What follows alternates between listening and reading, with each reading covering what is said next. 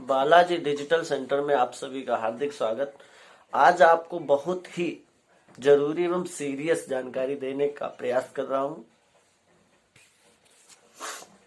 क्योंकि ऐसे भाई, ऐसे सज्जन जो किसी आपात स्थिति में या इन केस ऑफ इमरजेंसी स्थिति में या किसी बिजनेस के पर्पज से या उद्देश्य से गोल्ड लोन अपने प्राइवेट सेक्टर में रखते हैं, ऐसे भाइयों से मैं कहना चाहूंगा कि यदि आप अपने नजदीकी प्राइवेट सेक्टर में गोल्ड लोन रखते हैं, वहां बैंकों की अपेक्षा इंटरेस्ट ब्याज दर काफी ज्यादा होती है, जिससे आपको ज्यादा पेमेंट देना होता है।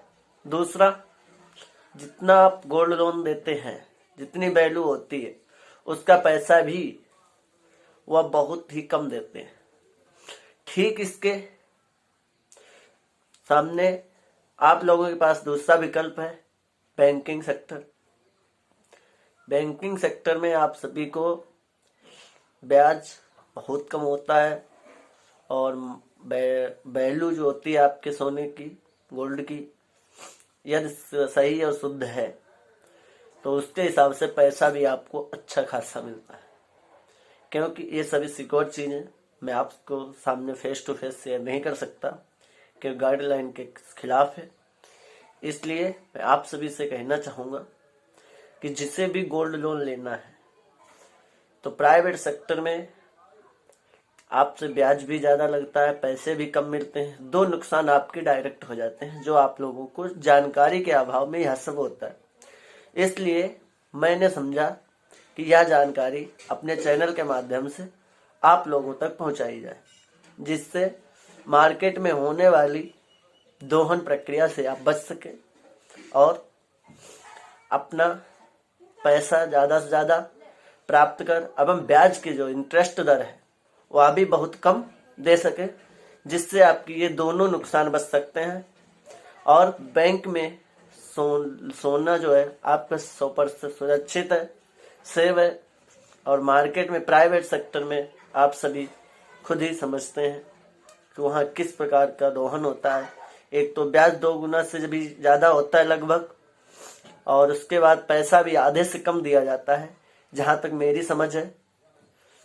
यदि किसी भाई व्यक्ति का किसी आपसी पर्सनल संबंध है तो थोड़ा वो 19-20 होता है, लेकिन बैंक की तुलना में ये सब नहीं होता।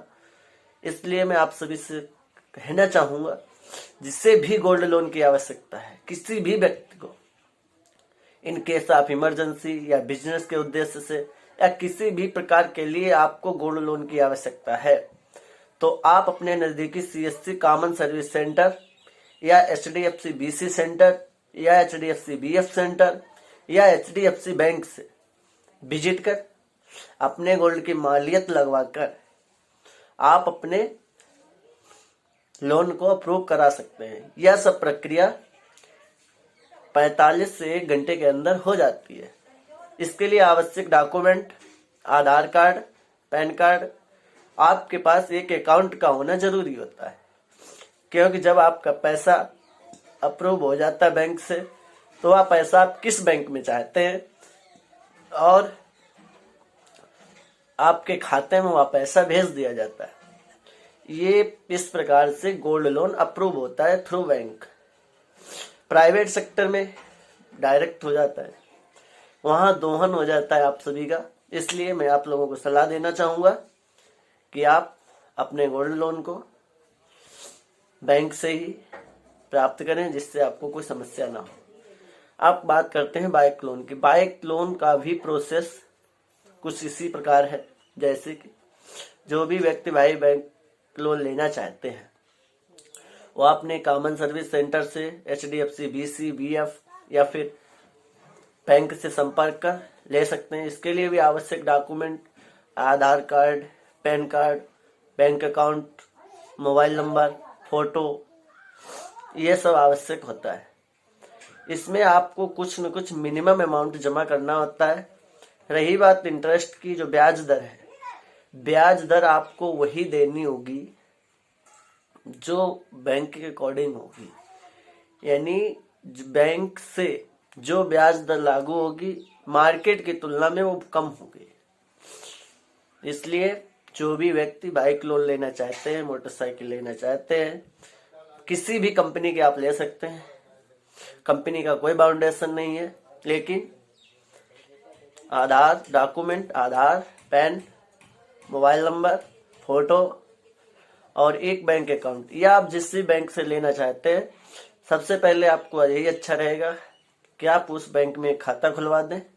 खाता खुलाने से एक समस्या नहीं होगी कि आपको बार बार जो EMI मंथली या तिमाही या छमाही आप बंधवाते हैं, जो लोन लेते हैं उसकी, वह सब आपके अकाउंट से ऑटोमेटिक मंथली, तिमाही या जैसी भी आप करवाते हैं वो ऑटोमेटिक कटती रहेगी और आपके स्टेटमेंट में, मिनी अकाउंट स्टेटमेंट में वह सब शो होगा। इसलिए आपको आने जाने की समस्या नहीं होगी, आप अपना कार्य आसानी से कर सकते हैं, आपका समय बचत होगा। इसलिए मैं यही कहना चाहूँगा, जो भी बाइक लोन या गोल्ड लोन या हाउस लोन जिस बैंक से आप ले रहे हैं, कोशिश ये करें कि हमेशा उसी बैंक से ले जिसमें आपका अकाउंट है। नहीं अकाउंट है तो 15 से 10 मिनट के अंदर आपका अकाउंट ओपन हो जाता है और सभी समस्याएं जल्द से जल्द सुलझ जाती है। क्योंकि अकाउंट होने से एक समस्या ये खत्म हो जाती है आप लोगों की कि आपको EMI पे का झंझट नहीं रहता, क्योंकि एक नेक्स्ट फार्म होता है ई-मैंडेट, उस पर आपके साइन होने के बाद जो भी EMI, जो भी किस्त है आपकी, हर महीने, हर तिमाही, जिस हिसाब से भी आपका एग्रीमेंट है उसके हिसाब से आपकी कटती रहती है आपके अकाउंट से। और आपके अकाउंट स्टेटमेंट में जो किताब होती है, पासबुक होती है, जब आप उसको एंट्री कराएंगे तो उसमें चढ़वा सकते हैं और आपके पास रिकॉर्ड के तौर पर सेव होगी। और यदि अकाउंट नहीं है तो EMI आपको पे करनी पड़ेगी बैंक जाकर या सेंटर जाकर। इसलिए सजेशन यही सही रहेगा मेरे हिसाब से कि जिससे भी आप लोन चाहते हैं उसमें आप करवा सकते हैं अकाउंट ओपन।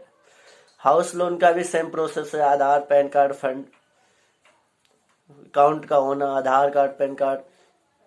इसीलिए ये सब आप लोगों को बताने की कोशिश करूंगा कि जो मार्केट में दोहन हो रहा है उससे आप सब बच सके, आपको अच्छी जानकारी मिलती रहे। यदि आप जानकारी अच्छी लगी हो तो कृपया मेरे चैनल को सब्सक्राइब, लाइक, कमेंट और अपने दोस्तों तक पहुंचाएं और मेरे चैनल को सब्सक्राइब करें, जिससे हम आप लोगों को इससे अच्छी वीडियो, अच्छे से अच्छी जानकारी, अच्छे से अच्छी सामाजिक बातें आप लोगों तक पहुंचा सकें। धन्यवाद। जय हिंद, जय भारत।